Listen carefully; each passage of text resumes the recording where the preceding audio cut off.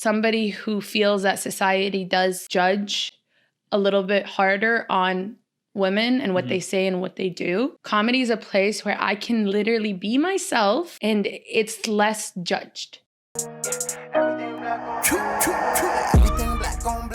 Welcome to the Black is the New Rich podcast. I am your host, Cory Cash. It is episode 8, and today we're talking about entrepreneurship, but from a different perspective. And today we got a very special guest. Actually, do you want to introduce yourself? Oh my goodness, yeah. Okay.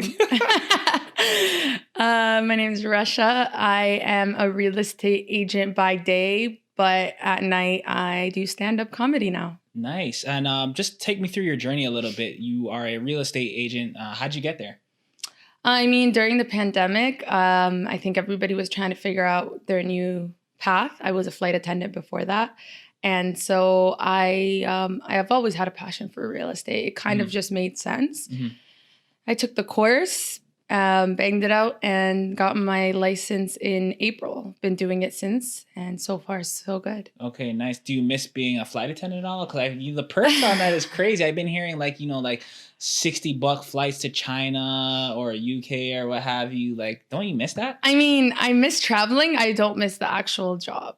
I think it wasn't challenging enough. And because you're just like going up and down the aisle? Or I mean, hey, listen, I still have flight attendant friends, okay? Sorry. No, I mean, it's challenging only when there's an emergency, because that's really why we're there. People think it's to serve them drinks, but it has nothing to do with that. So I would say that I don't miss the actual job for sure, but the travel benefits, I mean, you can't get so that. Like list some of the travel benefits, like what were the pricing? Technically, all I had to do was really pay taxes. So anywhere. That's like $80 or so? $100, yeah. To like where? Greece. Oh, okay. Yeah, no, it was definitely a job I enjoyed, but I knew that it wasn't forever. Okay, dope. So, but the good thing about being a flight attendant is like you're actually probably dealing with everybody's best day, opposed to like being a police officer and dealing with everyone's worst day, right? I mean, yeah, especially because my airline was leisure, so most of the people were going on vacation and they were pretty relaxed. But you got to realize traveling is still a stressful thing for especially old people.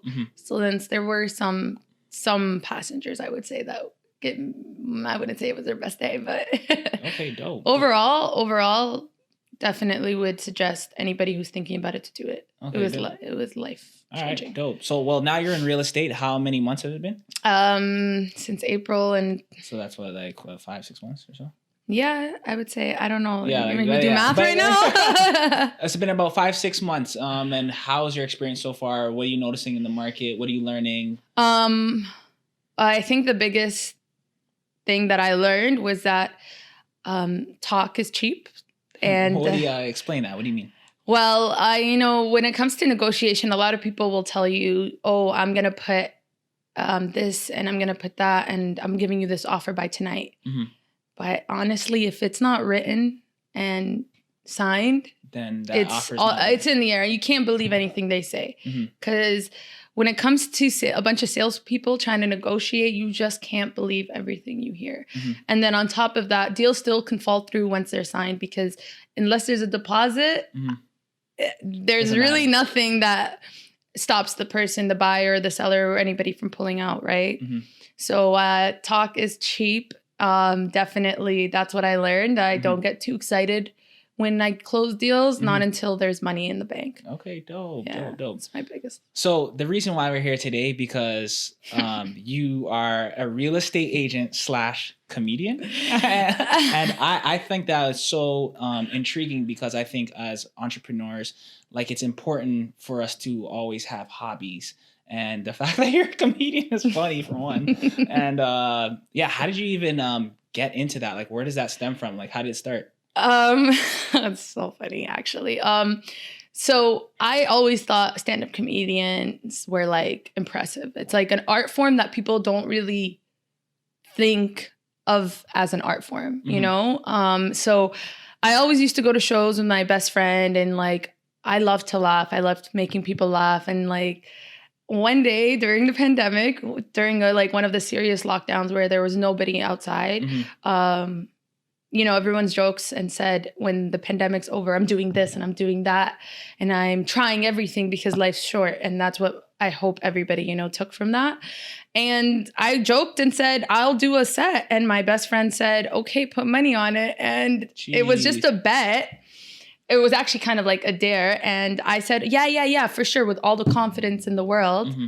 And then when things started opening up again, there was an open mic and she looked at me and said, hey, you remember? And I said, wow. It's time. It's like, I couldn't say no. I mean, no experience. No experience, nothing, just a lot of watching. Okay, so to be honest, for me, in my opinion, to be a comedian is like the hardest job in the world. Like you're up there trying to make people laugh. So how's your first experience? Like, did you bomb some shit? Did you make people laugh? Like, did you have something written? Okay, so my first experience, I was so nervous. I was like, it was just like, imagine, I can't even explain it. Like, you just don't understand, like the nerves that I had, like I was shaking, but I put my name in the bucket where they were, and you know, like it was like, they're going to call out my name. I can't back out now. It was just like too late to turn around. So, how did I feel? Did I have anything prepared? Let me tell you, I really did not know. I had one joke and it was kind of a story. Yeah. And it could have really went left and I had no idea if it was going to be successful. And I really was prepared for nobody to laugh because in my head, it's like this first time, like I didn't expect to be like good at what I'm doing, but it ended up being it was a hit. Like 50-50, I would say, because the first joke was not a hit and it was because I tried to make it up off the spot and there was no preparation. Yeah. The second joke was a hit and it was nice because I got to feel what it is to not be funny and nobody laughed. And then I also got to get a laugh. So I got off like, okay, I'm doing this again. Yeah. So it gave you a little hope. It gave you a little hope to 100%. I was hooked. The high you get after that, especially because you're so nervous. Yeah. After you do it, you just feel so like proud of yourself. Yeah. And even though it was just like a little laugh, it's only 4 minutes. You got to realize it's a very. So I feel like that's like boxing. Like there's 3 minutes rounds, but it's so intense. Yeah. Inside that 3 minutes. Exactly. Because I've been to a comedy show and I've seen someone bomb it and I feel secondhand embarrassed. Like, get off. Like, I feel so bad for them. No, for sure. Bombing is awkward. And watching it is just as awkward for the audience. What I learned is that nobody knows what's going on in your head. Mm-hmm. So you have to play it off. And even if you're bombing, you don't just like... You can let that get to you and you can just keep going downhill. Mm-hmm. Or you can just, you know what, scrap that. Let's keep it pushing. Mm-hmm. And that's exactly what I did in my first time. My first joke bombed and I said, you know what? I'm changing it up. And everyone's like, kind of like chuckled, like, because I recognize that this isn't going well. Yeah. And I mean, the group that I was the group in the bar was mostly comedians. Oh, so okay. They were they understood. Yeah. They've been there. Mm-hmm. And so I felt like a little bit more relaxed because it was like supportive. Mm-hmm. And this isn't a paid gig. If it was a paid gig, maybe I'd even be more nervous. Because then it's like, imagine like somebody paid for this and they paid for this and you bomb. I'm looking at it. I ask for my money back. So that's people, I think what people don't realize is that you can suck and people need to let you know. Mm-hmm. I think we're too sensitive now. I think that is a component to being a good friend is that sometimes when your friend sucks at something, it's not to like shame them, but it is to say, hey, you need to improve. This needs some work. Yeah. And I brought my best friend because at the end of the day, she's the reason why I was up there. What did she tell you? She agreed with me. The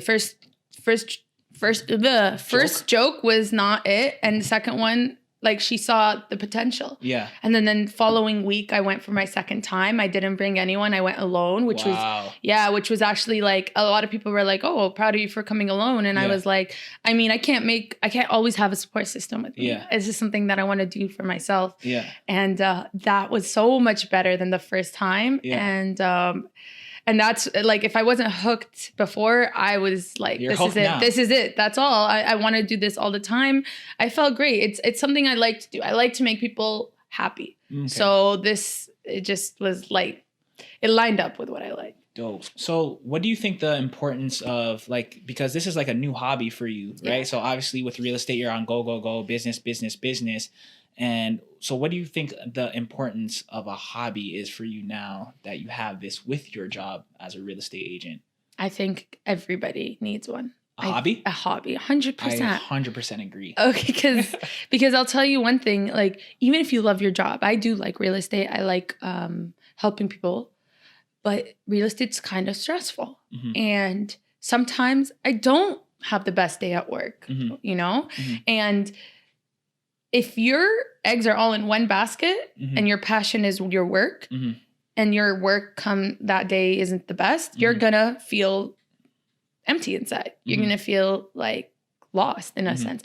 Hobbies, and your mental health gets affected too. Exactly. And I've had those days where I'm like, am I doing the right thing? Like, is this what I want to do for the rest of my life? And it's anxiety. It's a lot of pressure from society. It's a lot of people telling you, well, you know, you're in an industry that's there's so much competition. Like mm-hmm. All I got was doubt when I became a real estate agent. Yeah. So I ignored it. But at the end of the day, it's not that like I'm aware of how competitive that industry is. So I couldn't put all my happiness into that. So when I found that I like stand-up comedy, now it's just like stand-up comedy is something I do for myself. Mm-hmm. It does not bring me income. So there's really no stress. Mm-hmm. I mean, as of right now, I'm brand new, but I don't feel stressed in the sense that if I suck, oh no, I'm not getting paid. My bills aren't getting paid. This is just purely for my own enjoyment. Yeah.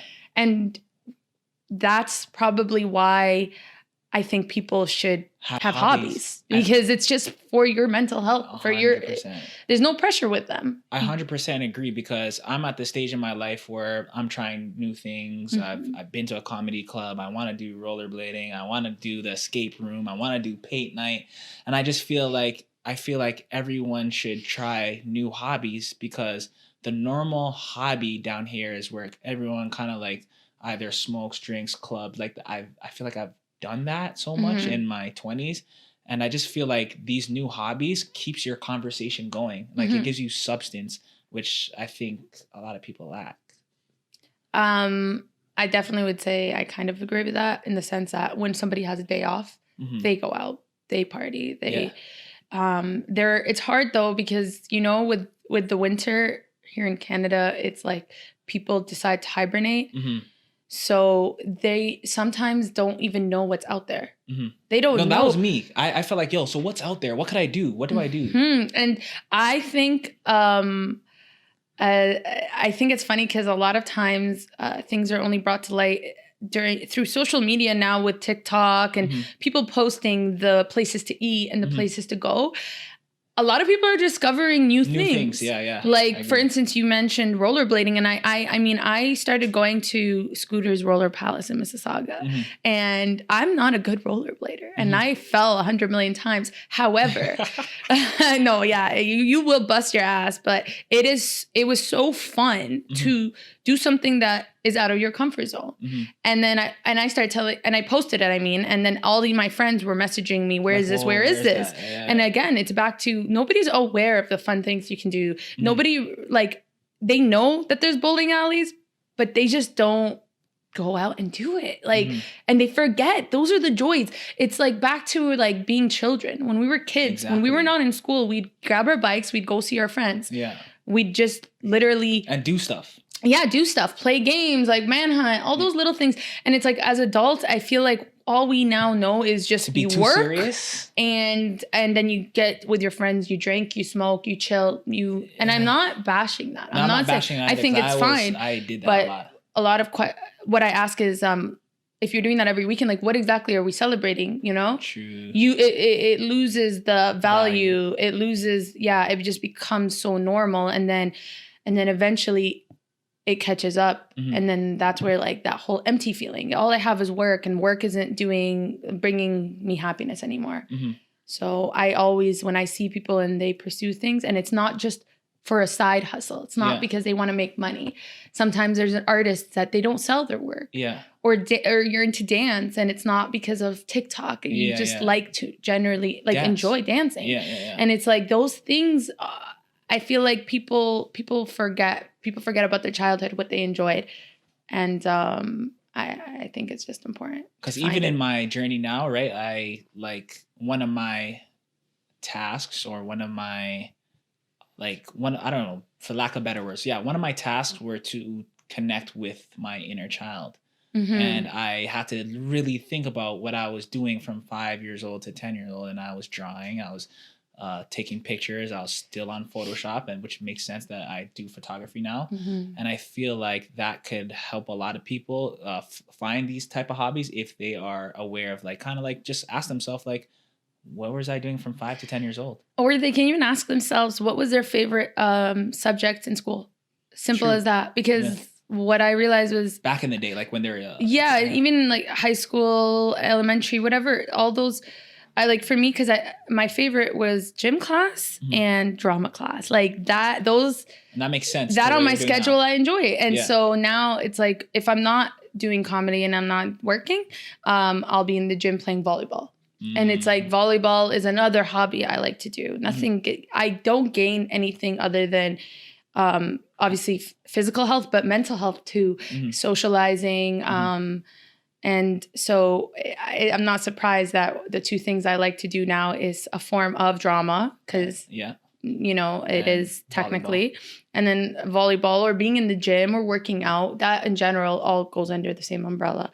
So ask yourself, what did you like to do in school when it wasn't like when you didn't have to do homework? And that will bring down, okay, what do you actually want to do now as an adult? And there's so many things like available. You just have to Google it. And you have to also be open-minded, I guess you got to get out of your comfort zone. Yeah. That was my biggest problem. Because just because, for instance, if you like dance, doesn't mean you have somebody that also likes dance that will go to that first class with you. That's why you're going to the comedy comedy show by myself. Because at the end of the day, it's like, I can't always drag somebody with me. You know what I mean? Usually open mics are on a weekday and my friends have work to do in the morning. So it's not fair to them.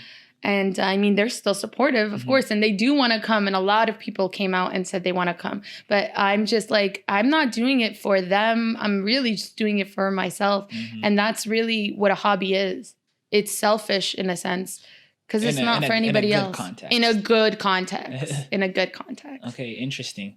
So with comedy and real estate, do you see any correlations between the two? I would say I don't. Yeah.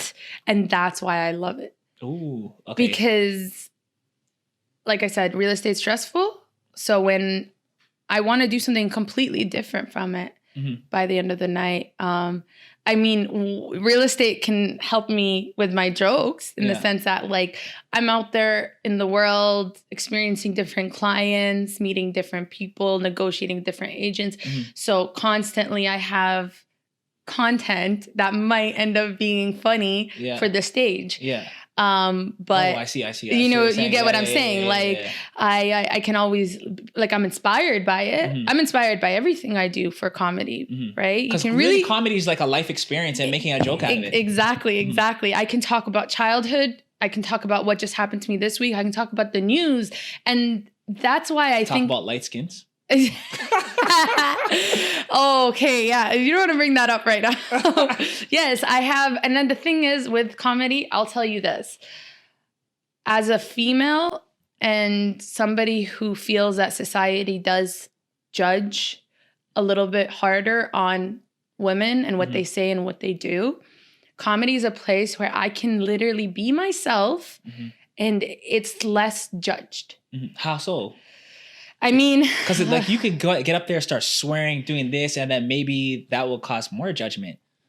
Do you feel empowered by that they can't really do anything? I think that's exactly what I would say. I feel super empowered by the ability to go up there, swear, say things that are a little bit more vulgar, maybe as society would say, not ladylike. And because in the context of comedy, people are not meant. This isn't supposed to be a sensitive group sport or sport. Exactly. You know what I mean? If you're too sensitive, then that's not where you should be, because people are going up there and talking a lot. And we can just look at like Dave Chappelle, for instance. That's a great example of a comedian that's under fire for making jokes that a certain group of people find to be offensive. But it's comedy. He's not running for president. He's not like the principal of a school. He's not in any way. He's not like a he just does his model. His responsibility is not to make you comfortable. His responsibility is to make you laugh. And does he execute that well? Of course. So that's why in my head I just think anybody who has an issue with what comedians are saying, and those people, like that comedian is just a comedian. He's not, he's not a doctor. He's not taking care of anybody. Then they need to relax. They need to relax for sure. So how do you feel about being a real estate agent and stepping into the comedy world, about like your audience kind of crisscrossing or maybe even seeing your comedy, even though it can be vulgar? Like, what do you do? Is that out of fear? Is that like, how do you feel about that? I thought about that. I thought, oh my God, what if somebody records this clip, posts it, goes viral, and next thing you know, my clients just saw me talking about how I don't know about them. Well, that's the thing. I'm definitely gonna never expose anybody's names, like for that reason, because at the end of the day, I wouldn't really like it if my full government name was for sure. But of course, like it could still be along the lines of like they knew it was about them, and only they know, and maybe they find it offensive. But I thought about that, and then I was thinking to myself, first, the likelihood of that happening anytime soon is slim. And second, I can't have my life be in this bubble that society wants me to be in and be miserable in it and not speak my mind or not make my jokes because I'm afraid of, oh my God, well, what if I lose business? Because I think if anybody sees my comedy, they'll think, wow, look at her. She's confident. I want her to negotiate my deal, and I want to hang out with her while we go see houses, because she'll keep be me funny. Yeah, she'll keep me entertained. I'm not saying that that's the reason, but I'm thinking in my head there's so many qualities that you can take from me being a comedian that would help in the real world. I'm obviously not afraid to put myself out there. I'm also not afraid to fight for you. Oh, so those are relations that comedy and real estate have. I guess you're right. It is. It's a personality traits that I would say cross over, because being a real estate agent, you have to have confidence. You have to be able to communicate well. You have to also be, every day you're meeting new clients, completely like they could judge you the same way based on the way you dress. Yeah. There's so many ways. And it's just, in my head, I don't want to work with anybody who doesn't want to work with me. And I don't see myself changing for them because that just sounds like a miserable life.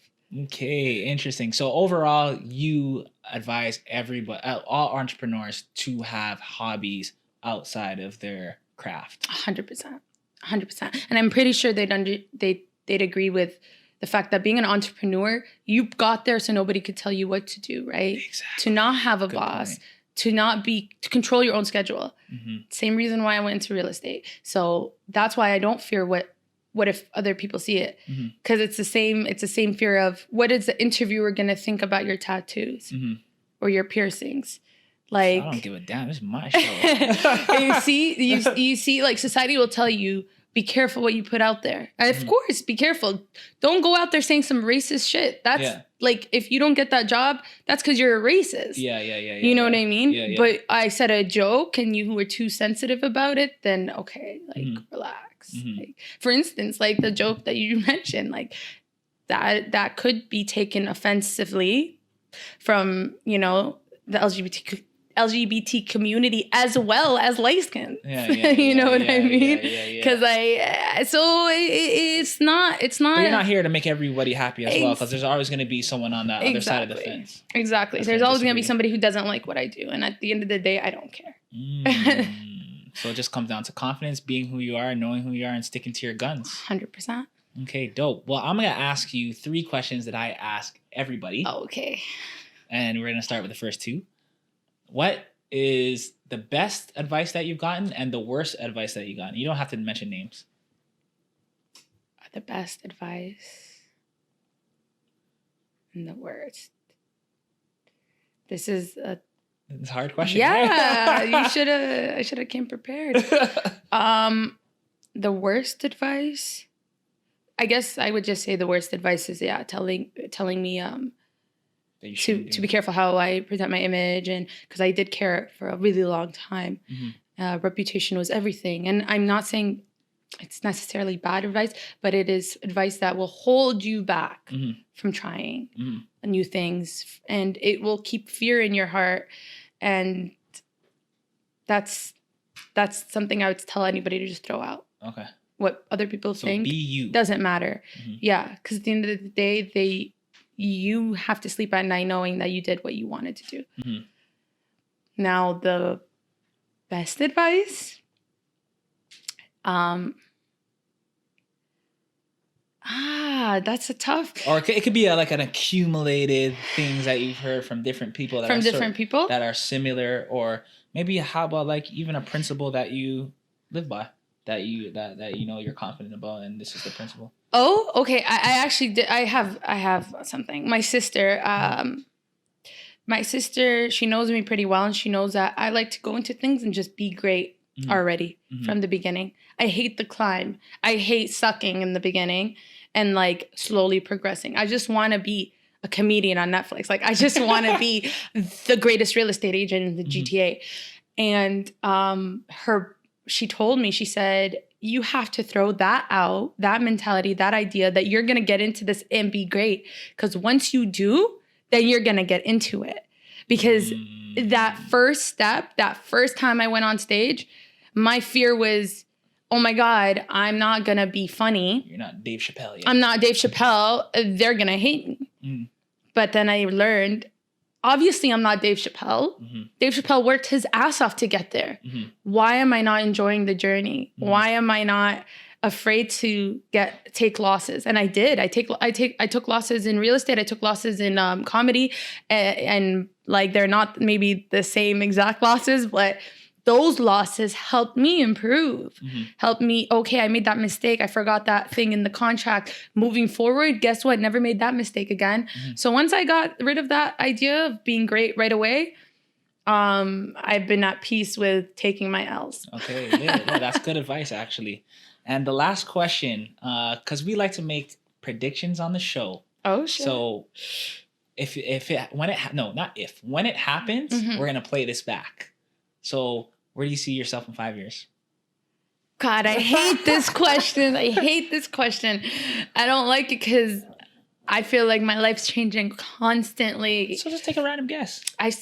Can I see a Netflix special? Oh, shit. I mean, in 5 years, I definitely think I'll still be doing this. I don't think this is something that's going away anytime soon. Yeah.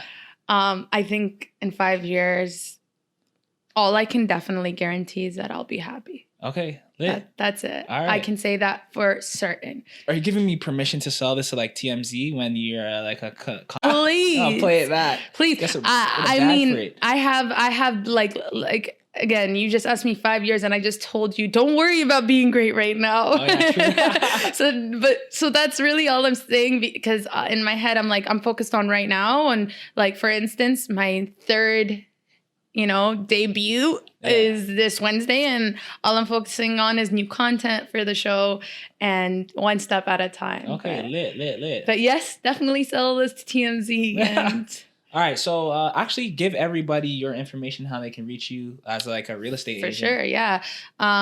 You can follow me on Instagram at Rasha at modernsolution. Oh my God, no, that's not right. I just blanked out. Sorry. Rasha Real Estate. It's just Rasha Real Estate on Instagram. And then if you want to see my comedy, then you follow my private Instagram, which is the girl from YYZ, which obviously coined from traveling the world. But being a flight attendant. Yeah, there you go. Yeah. So, you can follow me on either of those. Okay, dope. Well, that is episode 8. I hope you guys enjoyed it. See you next time on episode 9. Black is Eating Rich. Everything black on black. Nigga, if I studied that facts on facts.